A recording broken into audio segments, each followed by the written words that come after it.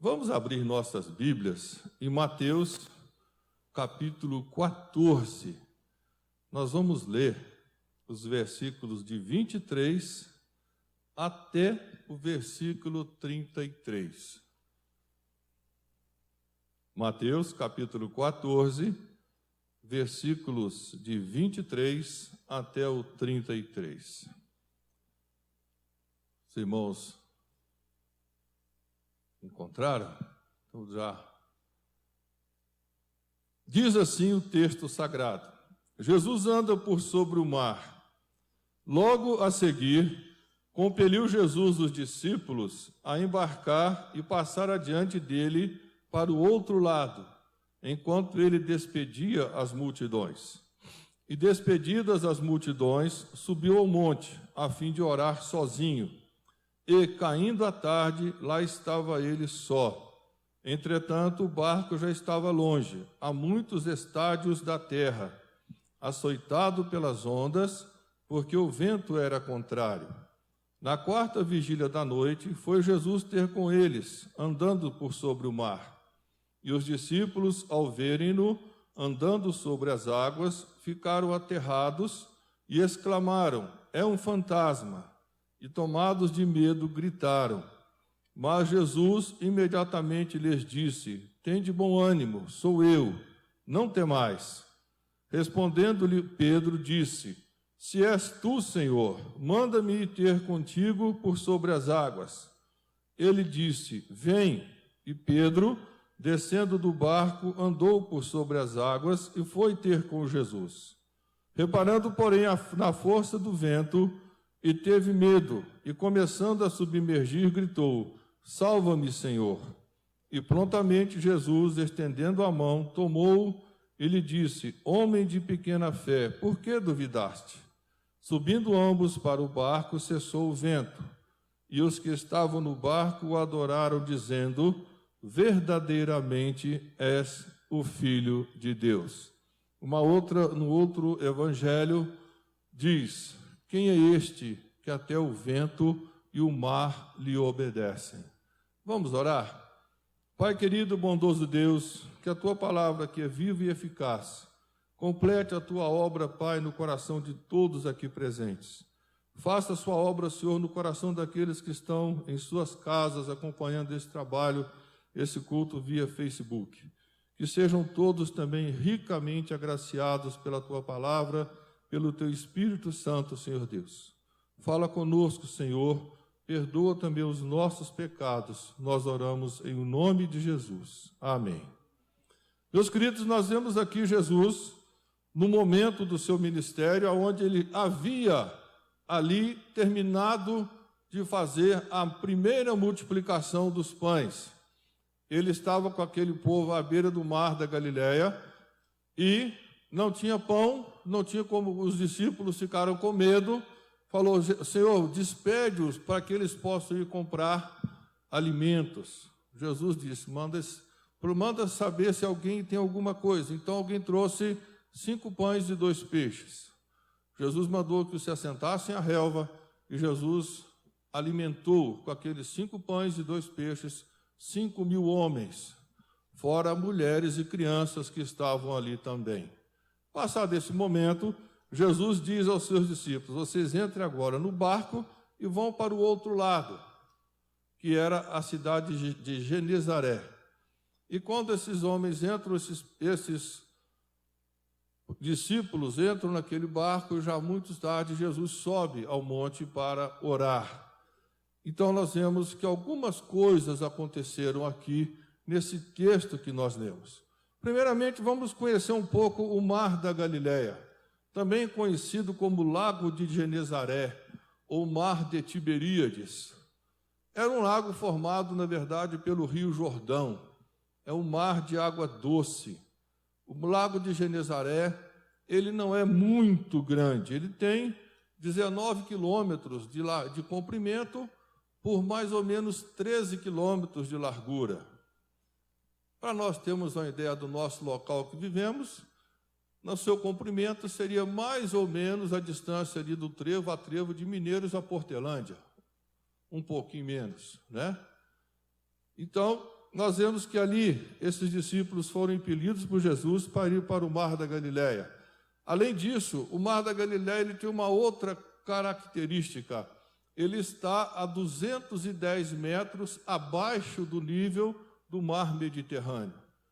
Consequentemente, devido a essa sua situação geográfica, por ser um mar que está abaixo do nível do mar, e ele estava de frente às montanhas onde estava ali o Monte Hermon, da onde vinha o Rio Jordão que era o seu principal afluente, que fazia formar aquele lago. Então, o lago de Genezaré, o Mar da Galileia, ele era muito propício a tormentas, porque a sua baixa altitude, abaixo do nível do mar, a água ali se esquentava, se tornava muito quente, e com as colunas de ventos que vinham da direção do vento do Hermon, aquilo causava tempestades repentinas. O mar estava calmo, de repente o mar se agitava, por conta dos ventos que desciam da direção do Hermon, na direção do Mar da Galileia. Então era um mar, ele estava tudo quietinho, de repente o vendaval começava. E nesse histórico, dentro dessa situação geográfica, Jesus então manda seus discípulos que partissem para o outro lado.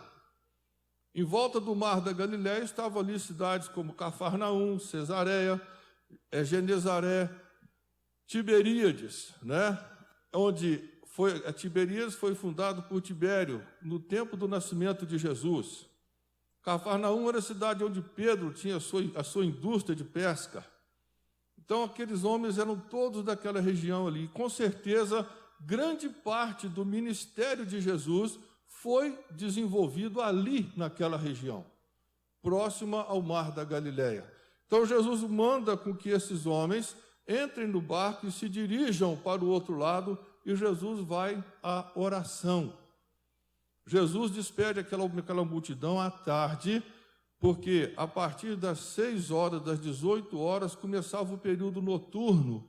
Esse povo já devia estar em casa a essa hora, para o judeu. Eles não deveriam estar fora de casa. Então, nesse período de 18 horas até o outro momento em que Jesus vai estar com eles, nós lemos aqui, que Jesus vai encontrar com eles na quarta vigília da noite. Esse é o período das 3 horas da manhã até as 6 horas da manhã.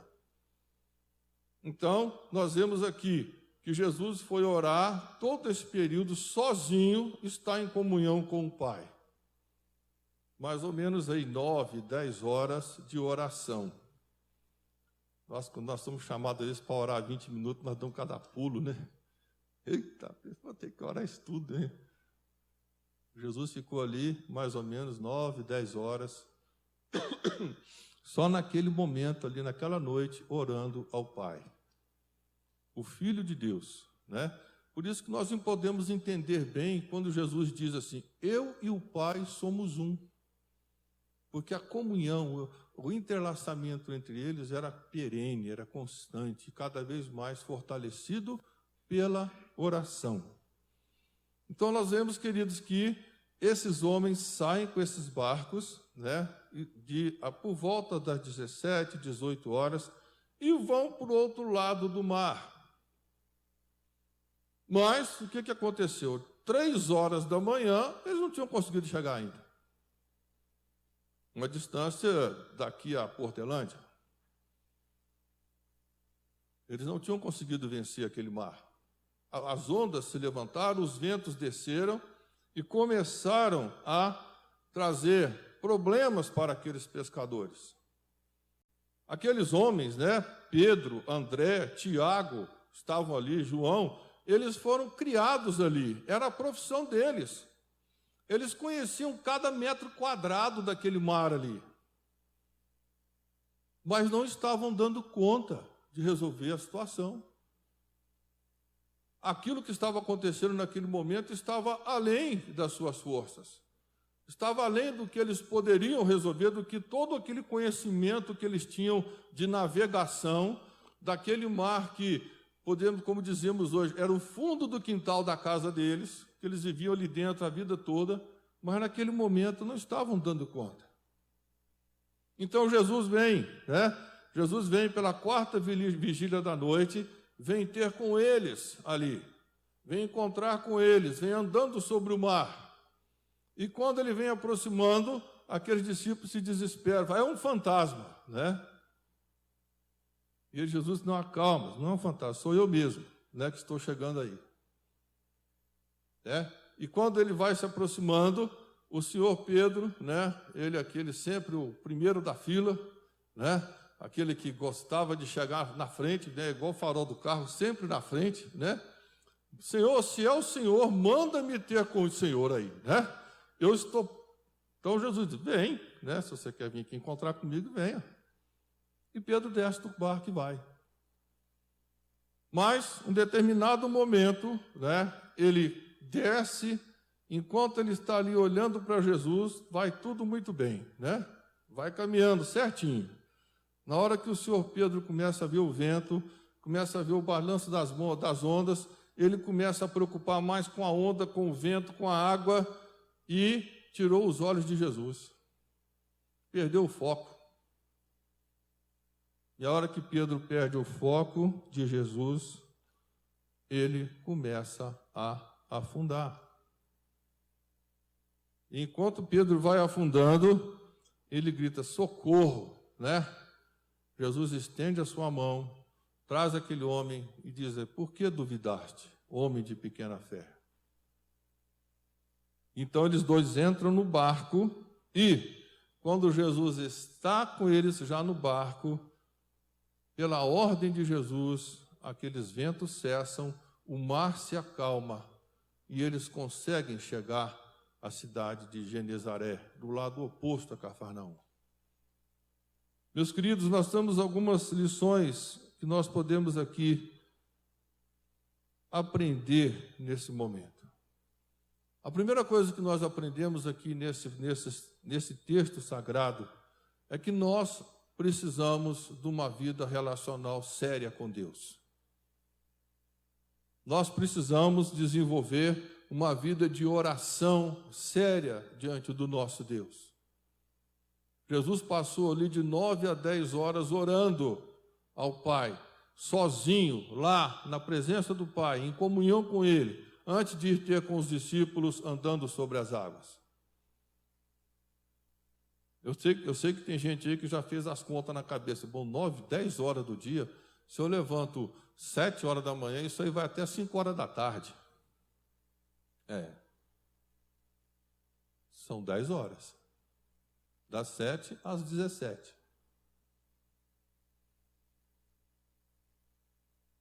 Nós precisamos de ter uma vida relacional séria com Deus. O salmista Davi, no Salmo 25, versículo 14, ele nos ensina lá que a intimidade do Senhor é para aqueles que o buscam, aos quais ele dá a conhecer a sua aliança. Você tem que ser íntimo do Senhor. A intimidade do Senhor se dá pela oração, pela leitura da Bíblia, pela comunhão. A nossa comunhão hoje, mas não estamos tendo comunhão. Eu acho que está tendo mais do que antes, porque as lives no Facebook não param. O pessoal está em contato, o pessoal está orando. Eu tenho acompanhado principalmente o trabalho da SAF, né? Tem sido um trabalho abençoadíssimo. O quanto que essas irmãs estão orando, colocando suas vidas ali diante de Deus, orando pela igreja, orando pelos enfermos, pela liderança, orando pelo Brasil, orando por mineiros. Estão orando. E creio que também, não é só a SAF, muitos e muitos outros estão também fazendo o mesmo. Nós precisamos de uma vida séria com Deus. Nós precisamos desenvolver uma vida de oração com o Senhor. Uma outra coisa que nós aprendemos aqui nesse texto é que as nossas habilidades não são suficientes às vezes. Nós às vezes nos achamos hábeis demais, preparados tecnicamente, tecnologicamente, nós nos achamos entendidos de tudo e achamos que com isso nós resolvemos os problemas. Não.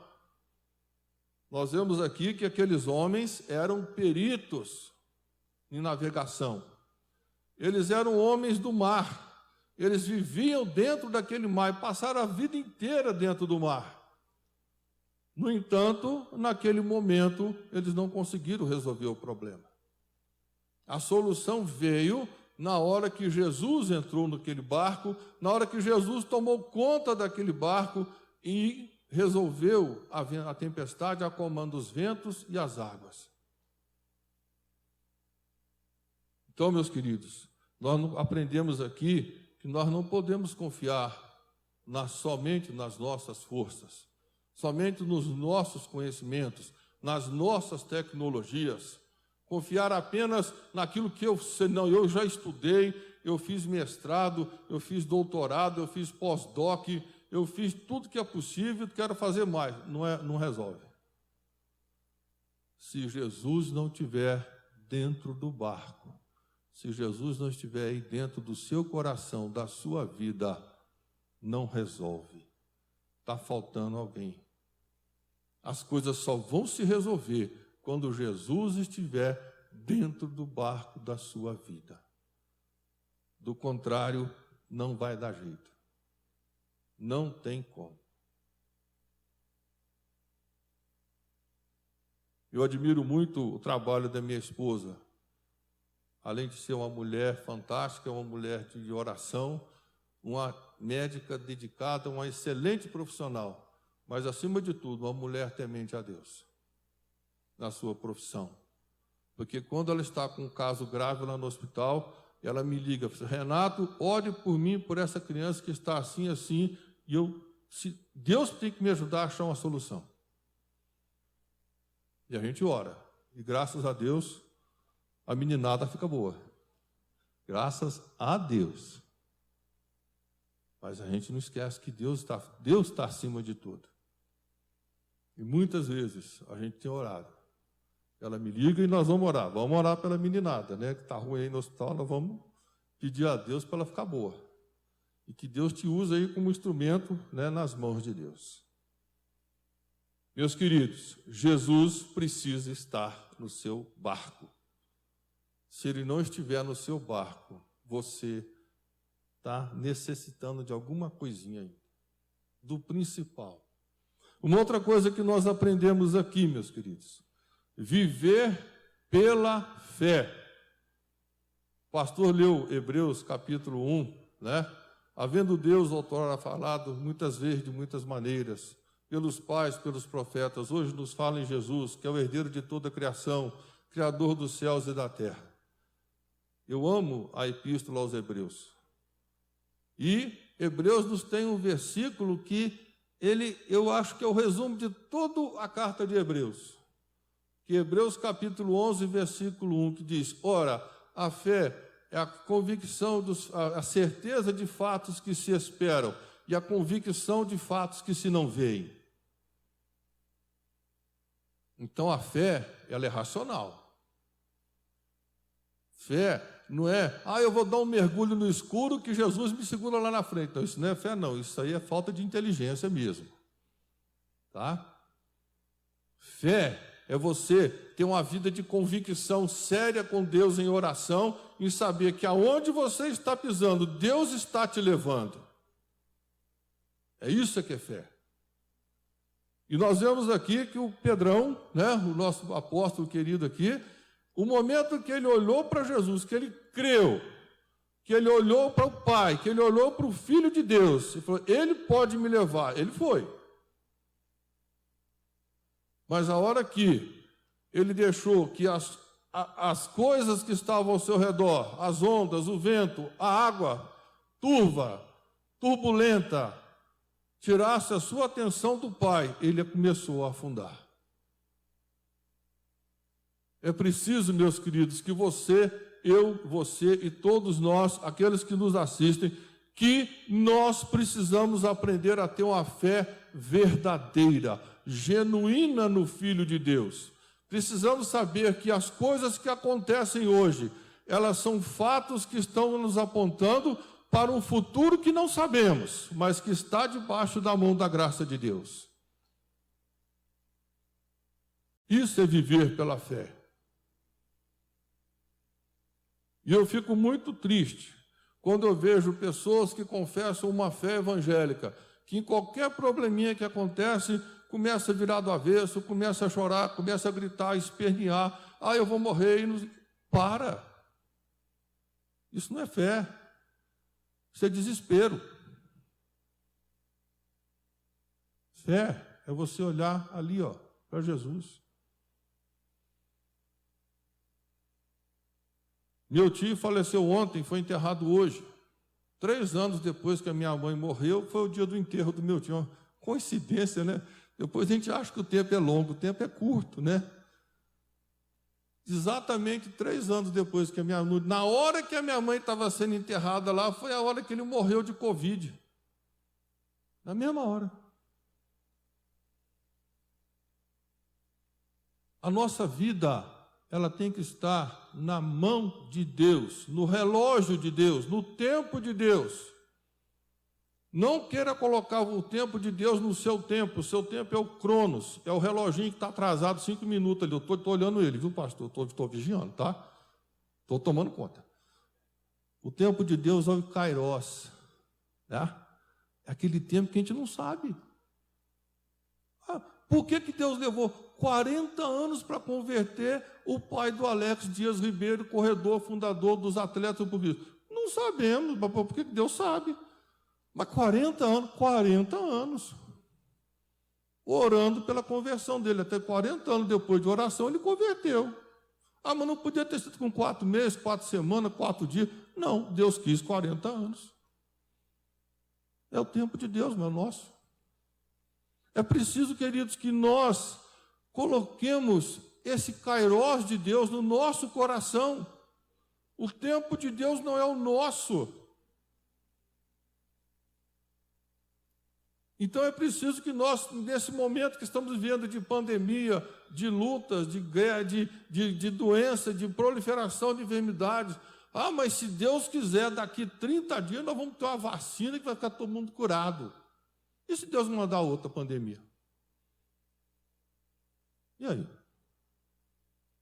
Eu não tenho que ficar preocupado em que vai ter vacina hoje, que vai ser amanhã, vai ser o ano que vem. Eu tenho que preocupar em olhar para Cristo e viver nele, em oração. Eu tenho que ter na minha mente que a fé é o firme fundamento das coisas que se esperam e a convicção de fatos que se não veem.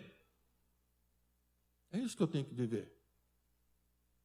É claro, tenho que me proteger, eu tenho que fazer a minha parte, mas não tenho que viver exacerbado, exageradamente preocupado. Não. Nós precisamos, queridos, entender que, assim como Jesus acalmou ali aquela tempestade, Ele está aqui disposto a entrar no seu coração e acalmar todas as tempestades que estão te deixando tristes, agoniado, as turbulências que estão aí passando você. Agora é preciso que você se disponha a estar na mão dele. E por último, meus queridos, para não cansar os irmãos, já no nosso adiantado da hora, é preciso que nós adoremos o Filho de Deus. Quando Jesus entrou naquele barco, ele acalmou aquela tempestade, os ventos cessaram, o mar se fez calmo e eles conseguiram amanhecer o dia já em Genezaré. Aqueles discípulos disseram: verdadeiramente, esse é o Filho de Deus. No Evangelho de Lucas, está registrado assim: quem é este que até o vento e o mar lhe obedecem? Meus queridos, nós temos esse Deus, esse Senhor, esse Deus santo, único, verdadeiro, onipotente, onipresente na nossa vida. Ele fez tudo por nós.